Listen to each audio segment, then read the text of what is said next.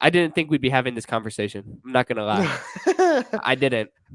I But well, to be fair, I did right after we left the pub. I told you that what's basically happened. you know, look, we'll just go ahead and officially announce it here. Gareth Southgate is going to be staying on as England manager. It's a move that, yeah, to me, look, we'll give my opinion on it. Let's just go ahead and pose the question here. Do you agree with the English FA's decision to keep Southgate on board as the England manager, or should they have parted ways? Absolutely not. I think it's a atrocity. I think it's the worst decision they could have possibly made, because I mean, well, I wanted him gone, but I knew he wasn't, because we immediately left. I mean, after the game, I knew they weren't going to get rid of him. The FA are looking at this as a good thing. Obviously Southgate's always been a yes man. He's always going to be a yes man. And the FA were like, oh my God, look how good he did against France. When realistically, a lot of English fans, the defense they go to defend Southgate is that they say England fans are too entitled, that they think they're rating their team higher than what they actually are, which is not true. Player for player, England had the best squad in this World Cup. Player for player, they had the best squad. That's to me that player for player, they had the best team. And where they went wrong was tactically, because in that game versus France, how are you only making changes around the 75th minute? Look, it obviously was a point to where England had good control of the game within the first 45.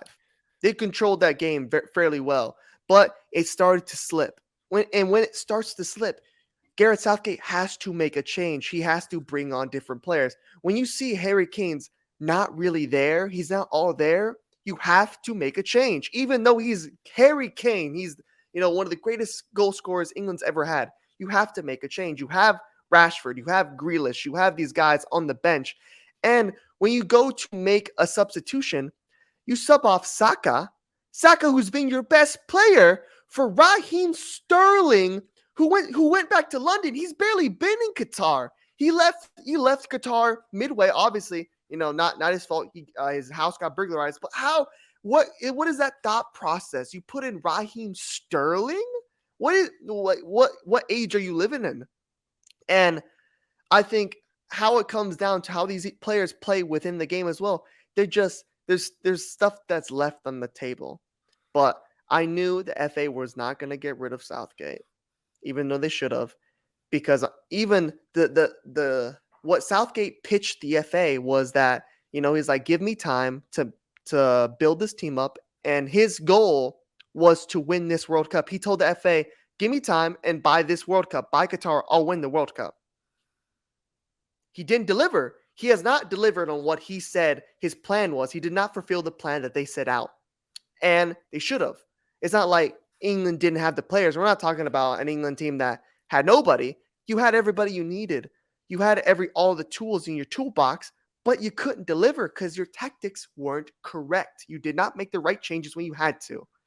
And I think it's going to come down, if the FA don't sack him, if England don't win the Euros in Germany, which they should. It's going to really come down to France versus England again. But I mean, if France don't, if England don't get that done, you just can't have him going on, because you're wasting this golden generation of English talent. This is the greatest bit of talent they've ever had. I mean, to say that is, that when they had Wayne Rooney, Lampard, Gerrard, all these guys, to say this is the best crop of talent in England, that's a lot to say. And, Yeah. I just don't want to see them waste it with Gareth Southgate, a guy who doesn't deserve to, be the manager of that team. I mean, I forget the stat that it was. I saw on Sky Sports, that was when Gareth Southgate has played 24 teams within FIFA's top 10 rankings and only won 4. He's only won 4 games Yeah. against the top 24 in the top 10. This is unacceptable. And you can't compare it to past England managers. Be like, oh, look what they did. He's better than those guys. Look, did those guys have this team that Southgate has now? No. So it's uncomparable. But enough of me rambling. I sound like an Englishman, dude. It's not even that deep. It's You just sound like Rory. I hate the waste of talent. I don't.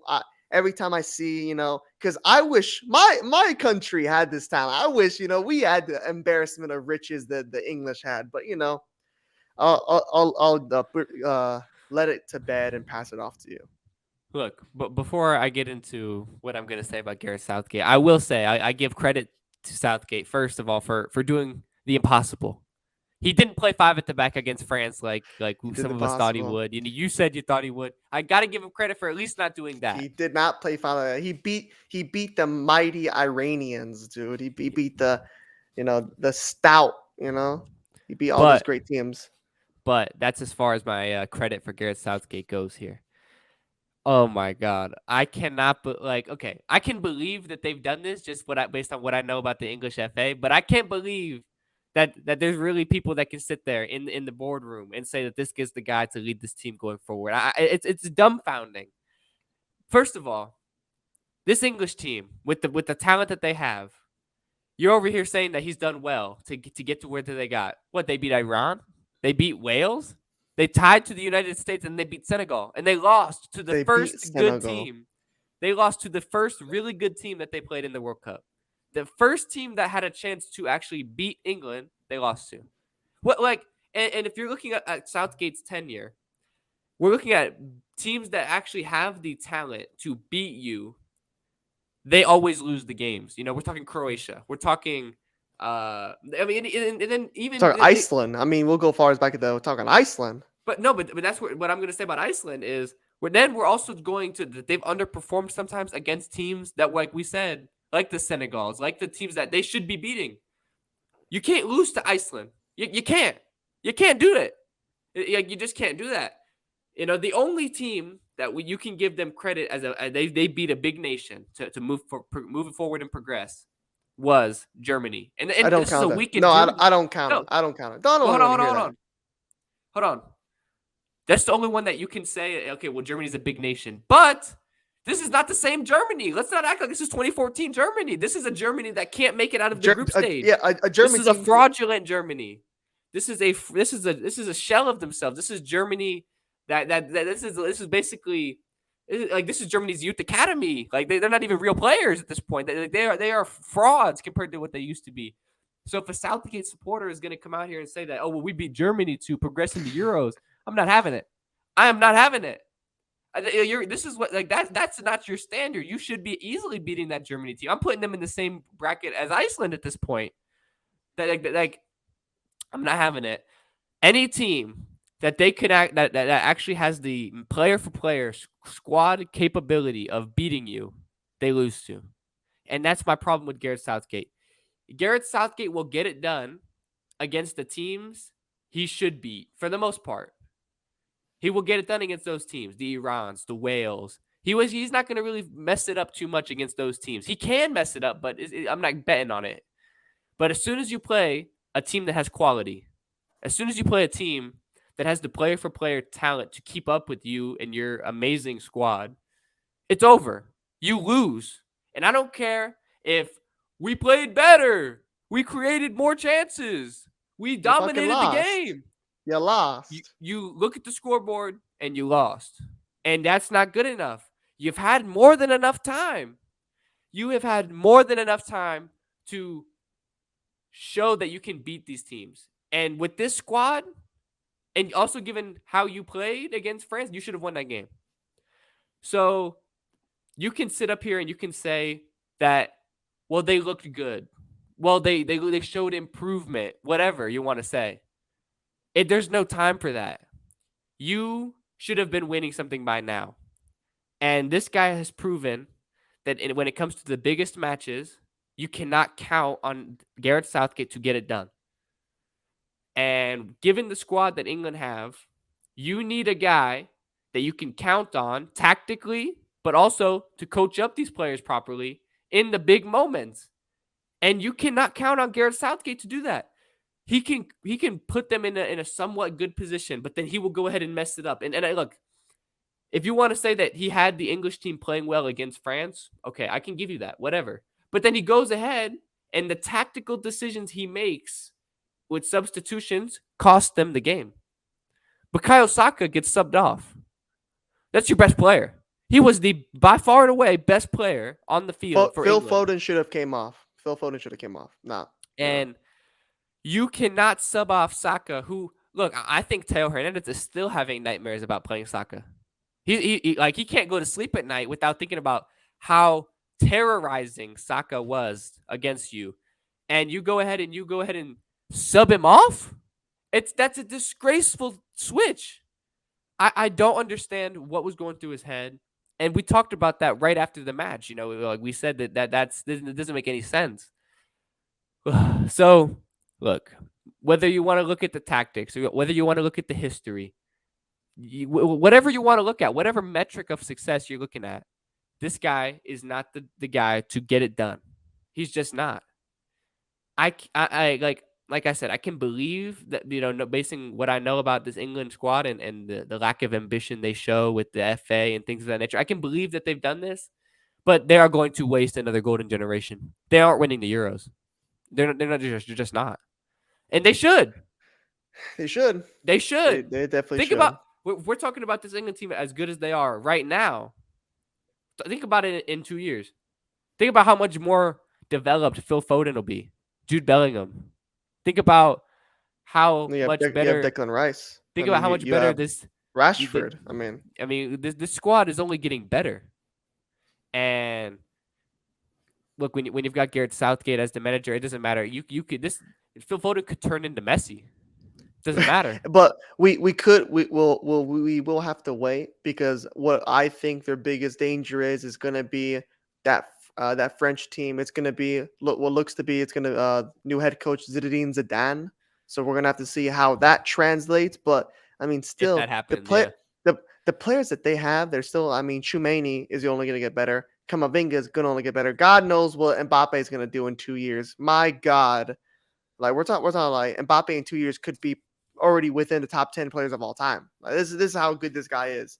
And obviously you still have, a somewhat Kingsley Coman, who played very well when he got subbed on. Except for missing the pen. Except for missing the pen, but all fair. He played very well. But this French team, they have another embarrassment of riches. But if you're England, you got to be getting it done. I mean, this French team is not unbeatable. We just saw them lose. I mean, they're not unbeatable. This England team is good enough to beat them, but with Southgate, it's not going to happen. Yeah. No, it's not going to happen. And I think a prime example of just how important a manager can be in international play. Let's go ahead and look at Argentina, the winners of this World Cup. Let's think about what this nation was able to do pre-Lionel Scaloni and post-Lionel Scaloni. Pre-Lionel Scaloni, they were bottlers. If they were even lucky enough to make it far enough to become the bottlers, they were against Chile, and then bottled 2018 World Cup. I mean, look, they were not able to get it done in any competition. They get Scaloni to come in. Now they've ran the table, win Copa America, win Finalissima, win the World Cup, and we'll see what they're able to do going forward. I mean, who's betting against them? I mean, they've won everything that they can win at this point.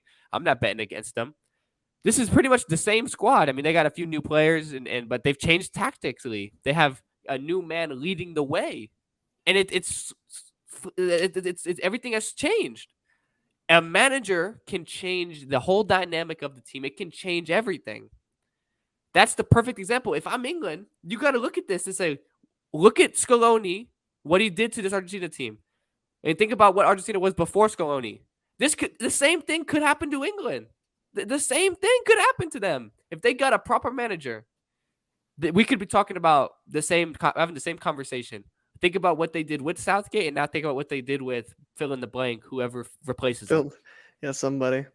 It's just, we know how and the important manager a manager is, but managers available right now, like I can't remember. It's been a long time since there's been this many top level managers available. Like Thomas Tuchel, you still have Maurizio Pochettino. Like, you have these great. Those are very good managers, and I doubt they're going to be left out there for much longer. I mean,